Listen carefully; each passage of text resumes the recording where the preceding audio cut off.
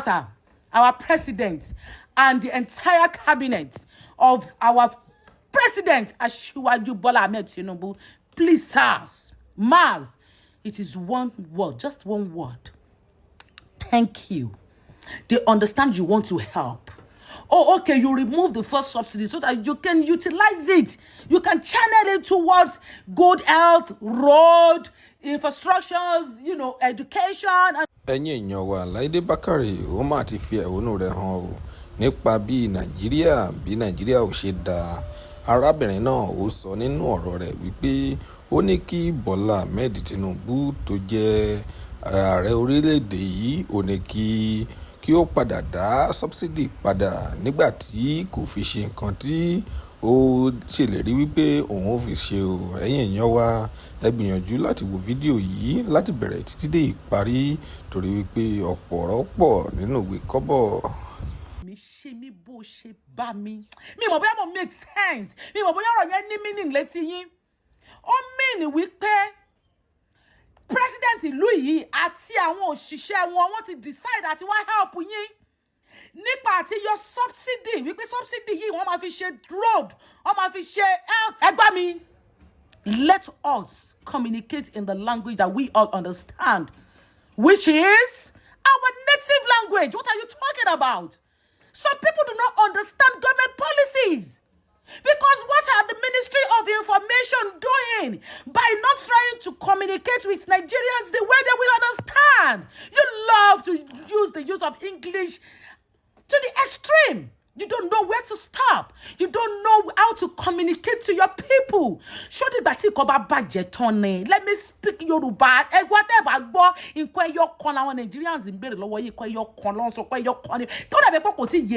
Nigerians understand. Sir, our president and the entire cabinet of our president, BOLA AHMED TINUBU, please, sirs, Mars, it is one word, just one word. Thank you. They understand you want to help. Oh, okay, you remove the first subsidy so that you can utilize it. You can channel it towards good health, road, infrastructures, education, and name it. We get that. But lower by you see that first subsidy that you remove. That first subsidy that you stopped before you stop subsidizing. Oh, think pa Nigerians lara. Oh, ti fa one guy a big deal bit there one a big pa Nigerians. Shet it one butter. You people tried. You persuaded, you pleaded, you begged, you corner, you do everything within your means to make sure this protest never happened. But it does happening. It is happening. This is day one of the protest. Do we have an idea what tomorrow will look like? Do you feel going by this in 10 days we will have it right? Nigerians, please. I am pleading, I am begging, I am giving my own coin. My own take is that Baba Tinubu edapada. That is what the Nigerians are saying. In simple term, Shani Bobo English yẹn ó ti pọ̀ jù. Dapada. Subsidy yẹn tẹ́ yọ yẹn. Tẹ́ stop láti subsidize fún Nigerians tó wá jẹ́ kí transportation, òun ló jẹ́ kí food, ló jẹ́ kí everything. Wọ́n ní subsidy yẹn ṣe ẹ kọ́kọ́ sí ẹ fi padà síbẹ̀ náà ẹ dapada.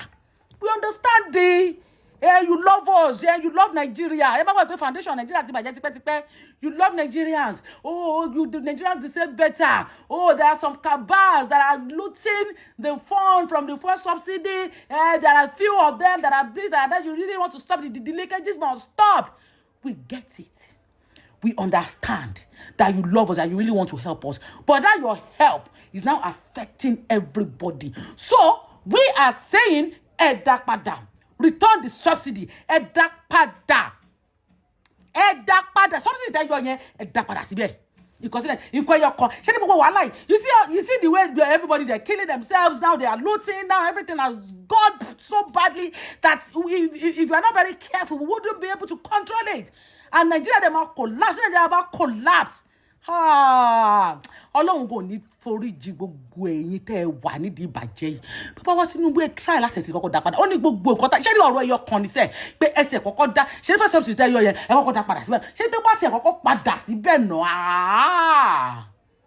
àwa jókòó àtúntò àtún ọ̀rọ̀ yẹn sọ strategize because wọ́n láwọn èèyàn tún loot ṣé ní wọ́n bá ṣe yọ yẹn ibi tó yẹ kó lọ ọbẹ̀ àwọn iṣẹ́ tó yẹ kí àwọn subsidy yẹn funds yẹn kò lọ ọbẹ̀ kò ṣiṣẹ́ wọ́n tún sì ń kó mi àwọn èèyàn yín kan wà wọ́n tún sì ń rọ jẹ èèyàn kan ní kò ṣe gbogbo bí lójú yín máa wà kò ṣe gbogbo bí lè máa fojú sí àwa ara wa là ń fìyà jẹ ara wa àwa ara wa là ń bàtàrà wa jẹ́ bámúbámú ni mo yó èmi ò mọ̀ bóyá bí ń pọmọ ẹnìkọ̀ọ̀kan ló ń ṣẹlẹ̀ sí àwọn politicians tó wà greedy bàbá wọn ní ẹ dá padà ọ̀rọ̀ ẹyọ kan tá à ń sọ nìyẹn.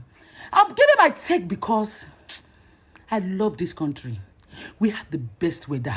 We have the best soil. We are rich in human resources. But the leadership, they are making us to live like a pauper. This is the time we really need to think. You see, àwọn Nigerians, you tried. You persuaded them, you pleaded, you begged them. Don't go out, don't protest. Don't do it. Eléyìí sọ fún wa wípé àníṣe sọ ètè kọ́kọ́ dá padà nù tẹ́ bá dá padà àmọ́ ẹ má wọrí àtúnṣe àríkànṣe àtúgbogbo àtúpadà ṣe àpadà because nísìn ọ̀dà ṣé ó dìgbà tán bá kú ìrètí pípẹ́ ó máa ń mú rẹ̀wẹ̀sì bá ọkàn ni mo ní sọ fún yín sẹ́yìn rẹ́ mi sọ wípé mo ní ìkan ẹyọ kan ní Nàìjíríà sì sọ ẹ dá padà dá padà. Yoruba mi ò yé wọn dá padà if you don't speak Yoruba get someone to interpret everything I'm saying because this is ìjọba wa ara wa tó wà ńbẹ̀ tá sọ pé àfẹ́ àwa la sọ wípé ẹ̀yin ló kàn àsìkò yìí ni káwa Yorùbá náà tiẹ̀ bọ́ síbẹ̀ ká ṣe ẹ má bọ̀ wá lójú jẹ́ ẹ kọ́kọ́ dá padà ẹ pé gbogbo àwọn tẹjọ́ ń ṣèjọba ẹ dá padà ṣé níbi kíní ṣe ń lọ bí protest yìí ṣe ń lọ yìí dé wọ́n lórí ló ti rí báyìí. You know the other time when police took away my own minor in my car, they lied that Orobi out, Shebi out. You people, majority of you people, you were online, you were cashing crews. You will see injustice and ignore. Because I know some people will still be saying, you see that in your hands, you are attacking. When I was shouting, when I came online, when I talk about my minor that was being driven away by a police officer without me in the car, what did you people do? Did you people even put attention to it? Even the so-called people that are in the position to talk about it, this injustice, all of you were busy supporting our own cash crews. Look at social media.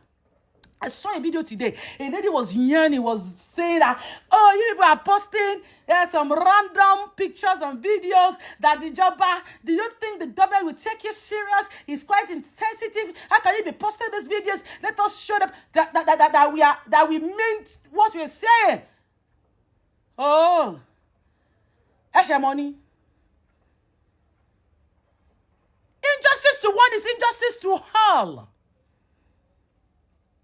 When they took away a minor, a police officer took away a minor without a mother for more than 9 hours. You people were cashing crews, you people were dancing on social media. I came online and talk about it. Nobody, none of you, even the people that are in the best position to talk about it, they were busy supporting and celebrating people that are cashing crews.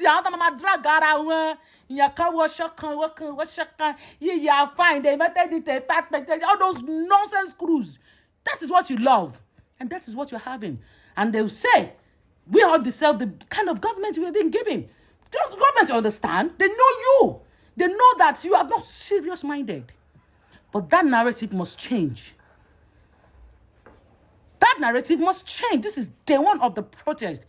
I really hope we put our hearts together. I hope this does not even go out of hand. And I hope what we have started will be impactful to our agenda. It will never just be a cry for nothing. The police officer that took away my man, I'm still coming. I'm coming. You see all of you. We'll take it one after the other. We'll take one after the other. I love you, Nigerians. I love Nigeria. It's my country. It's the best place to be. It's really the best place to be. Please, I beg, Joe, stop looting, stop destroying government infrastructures because it takes a lot to build. We cannot rebuild all over. Please, let us manage this situation very well. Government, ìjọba ẹ jọ̀ọ́, listen to the citizen yearnings. Please. I love you for real. dá ẹ̀yin èèyàn wa ṣé ẹ wo fídíò yìí dé ibi tí ó dé yìí? Tí ẹ bá wo fídíò yìí débi tí ó dé yìí, kí ni ẹ lérò nípa fídíò yìí? Kí ẹ lérò nípa nǹkan tí Láìdé Bákàrè tí ó sọ nínú fídíò yìí? Nǹkan tí ẹ bá lérò ẹ tẹ̀ sí comment section ká lè sọ̀rọ̀ nípa rẹ̀. Lónìí a kò ní rí jù báyìí lọ.